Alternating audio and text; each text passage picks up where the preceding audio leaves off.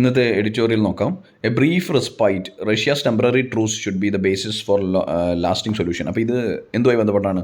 Russia Ukraine വാറുമായി ബന്ധപ്പെട്ടാണ്. ഈ കോൺഫ്ലിക്റ്റിൽ താൽക്കാലികമായിട്ടുള്ളൊരു നിർത്തലുണ്ടായിട്ടുണ്ട്, ഒരു സീസ് ഫയർ ഉണ്ടായിട്ടുണ്ട്. 36 മണിക്കൂർ സീസ് ഫയർ റഷ്യ പറഞ്ഞിട്ടുണ്ട്. അപ്പോൾ ഇതൊരു പെർമനൻ്റ് ആയിട്ടുള്ള സൊല്യൂഷനിലേക്ക് വഴിതെളിക്കണമെന്നും ഡിപ്ലോമാറ്റിക് ആയിട്ടുള്ള ഡയലോഗ്സ് രണ്ട് രാജ്യങ്ങൾ തമ്മിലും ഗ്ലോബൽ നേഷൻസ് ഇടപെട്ട് അതൊരു പെർമനൻറ്റ് ട്രൂസാക്കി മാറ്റണമെന്നും പെർമനൻ്റ് ആയിട്ടുള്ള സൊല്യൂഷനാക്കി മാറ്റണമെന്നുമാണ് എഡിറ്റോറിയൽ അനലൈസ് ചെയ്യുന്നത്. Russian president Vladimir Putin decisions to observe a 36-hour ceasefire on the front line in Ukraine's come at a time when his troops are struggling to cope with a series of battlefield attacks or setbacks and mounting casualties. അപ്പോൾ ഈ 36 മണിക്കൂർ സീസ് fire Russian president Vladimir Putin പറഞ്ഞിരിക്കുന്നത് അദ്ദേഹത്തിൻ്റെ ട്രൂപ്സിനൊരു set back നേരിടുമ്പോഴാണ്. മുഴുവൻ സമയവും Russia dominate ചെയ്യുമെന്ന് വിചാരിച്ചൊരു വാർ ultimately ഉക്രൈനും കൂടെ പ്രതിരോധിക്കാൻ തുടങ്ങിയപ്പോൾ, അറ്റാക്ക് ചെയ്യാൻ തുടങ്ങിയപ്പോൾ റഷ്യക്കും സെറ്റ് ബാക്കുകൾ ഉണ്ടായി എന്ന് പറയുന്നു. It has ordered the ceasefire from Friday noon till Saturday midnight as Orthodox Christians in both countries celebrate Christmas on January 7. അപ്പോൾ അതിൻ്റെ ഒരു കാരണം പറഞ്ഞിരിക്കുന്നുണ്ട്. ഓർത്തഡോക്സ് ക്രിസ്ത്യൻസ് ക്രിസ്മസ് സെലിബ്രേറ്റ് ചെയ്യുന്നത് January 7 പറയുന്നു. അതുകൊണ്ട് തന്നെ ഈ പറയുന്ന സമയം സീസ് ഫയർ ആണെന്ന് പറയുന്നു. Ukraine has question Russia sincerity saying that Kremlin would use pause in fighting to replenish the ream its forces and move more soldiers to the line of contact. ഇതിപ്പം January 7 ക്രിസ്മസ് സെലിബ്രേഷൻ ആണെന്ന് പറയുമെങ്കിലും ശരിക്കും ഉദ്ദേശിക്കുന്ന എന്താണ്? Ukraine കുറ്റപ്പെടുത്തുന്നത് എന്താണ്? ഈ സമയത്ത് എന്താണ് കുറ്റപ്പെടുത്തുന്നത്? ഈ സമയം ഈ പറയുന്ന സെലിബ്രേഷൻ ആണെന്ന് പറയുന്ന ഒരു ദിവസത്തെ സീസ് ഫയറിൻ്റെ ഇടയിൽ ആംസ് റീപ്ലനിഷ് ചെയ്യാനും അതുപോലെ തന്നെ യുദ്ധത്തിൻ്റെ സാധനങ്ങളൊക്കെ റീപ്ലനിഷ് ചെയ്ത് വീണ്ടും സോൾജേഴ്സിനെ മൂവ് ചെയ്യാനുള്ള ടാക്ടിക്സ് ആണെന്ന് പറയുന്നു. Ukraine question the Russia sincerity. ഇത്ര സിൻസിയർ ആയിരുന്നില്ലല്ലോ റഷ്യ എന്ന രീതിയിലാണ് ഉക്രൈൻ പറയുന്നത്. Yet it observed by both sides this would be the first ceasefire on the entire front line since the war began on February 24 last year. അപ്പോൾ February 24, 2021 തുടങ്ങിയ വാർ ഇത്രയും നാളായി continue ചെയ്തപ്പോൾ ആദ്യത്തെ സീസ് ഫയർ ആണിത്. ആദ്യമായിട്ടാണ് ഒരു ടെമ്പററി പോസ് വാറിന് കൊടുക്കുന്നത്.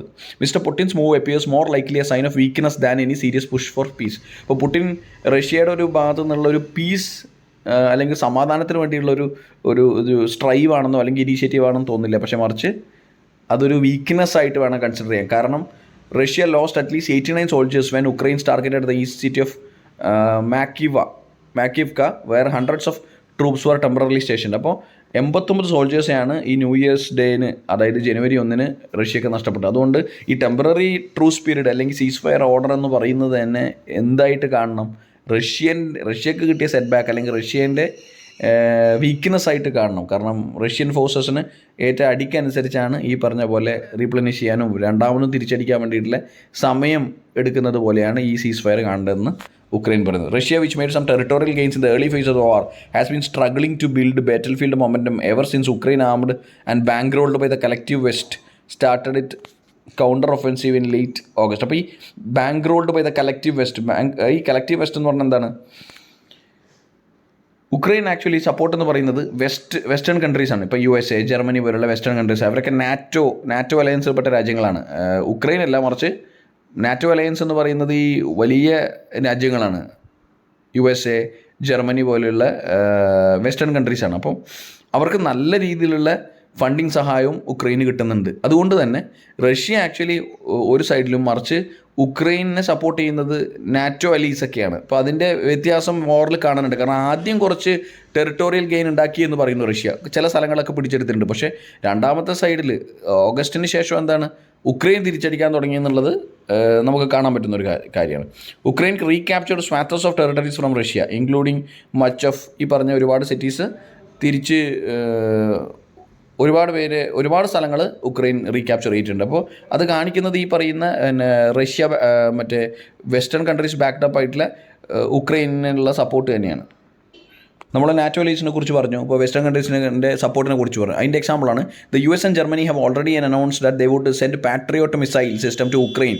The US, France and Germany would also be sending armed vehicles to better prepare for coming land war. അപ്പോൾ എല്ലാതരം സഹായവും US-ഉം ജർമ്മനിയും പോലുള്ള വലിയ രാജ്യങ്ങൾ ചെയ്തു കൊടുക്കുന്നുണ്ട് ഉക്രൈന്. അതുകൊണ്ട് തന്നെ ശരിക്കും റഷ്യ കോണേർഡ് ആണെന്ന് വേണമെങ്കിൽ പറയാം.